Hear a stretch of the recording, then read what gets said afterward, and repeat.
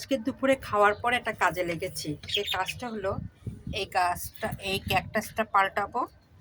এই দেখুন, এই ক্যাকটাসটা পাল্টাবো এই কারণে যে জায়গা ছোট হয়ে গেছে, আর এটা অলরেডি ভেঙে ভেঙে যাচ্ছে, এই দেখুন।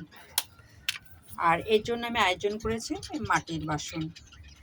এখানে আমি চা পাতি দিয়েছি, সাথে ডিমের খোসা দিয়েছি, আলু চোকলা দিয়েছি, শুকনা কলার চোকলা আছে।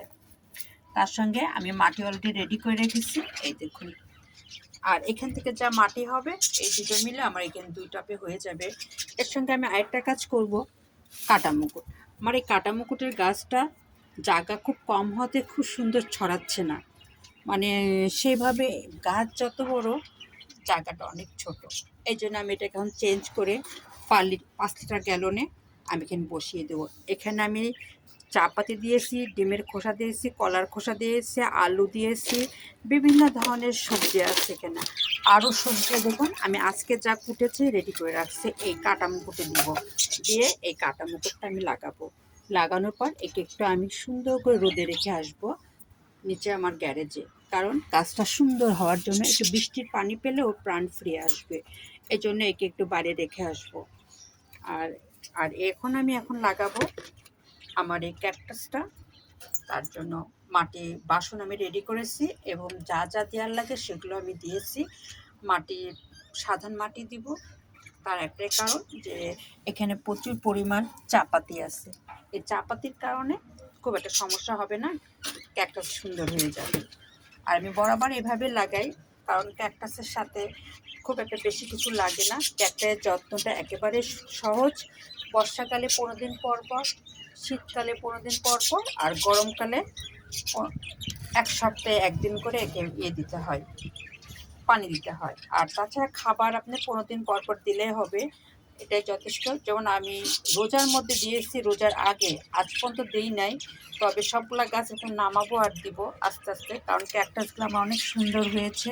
কিন্তু আমার যত্ন করলে বা আমি ঠিকমতো যত্ন রোজার মাসে করলে হয়তো আরও সুন্দর হতো, কিন্তু তেমন সুন্দর হয়েছে। আর এই দেখুন খুব সুন্দর হয়েছে। এটা আমি এই জায়গায় লাগাবো, আর এটা লাগাবো আমি ওই বাসনে। অলরেডি রেডি করতেছি আমি বাসন এই ক্যাকটাস লাগানোর জন্য। ক্যাকটাসের যত্ন আমি খুব ভালো পারি, এজন্য আমার গাছগুলো প্রতিটা গাছে ইনশাল্লাহ অনেক সুন্দর। আর আমার ক্যাকটাসগুলো খুব সুন্দর হয়। আর বিভিন্ন ভ্যারাইটিস টাইপের ক্যাকটাস আছে, যেমন এখানে দেখুন 2 পদের ক্যাকটাস আছে। এই দেখুন, এই একটা আলাদা, এই একটা আলাদা। এখানে 2 পদের ক্যাকটাস আছে, ভাঙতে লেগে উঠে যাচ্ছে। এটা আমি মচমচ করে ভাঙবো, ভেঙে যাতে গোড়া না নড়ে অমনি বসিয়ে দিব।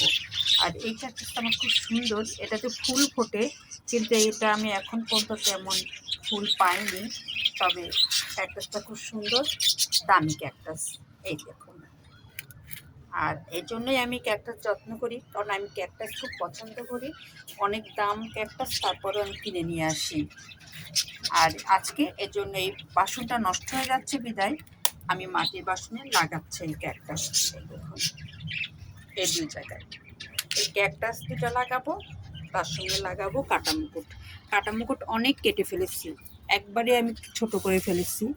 তারপরে আমি অন্য পাত্রে লাগাবো, জায়গা খুবই কম এই কারণে।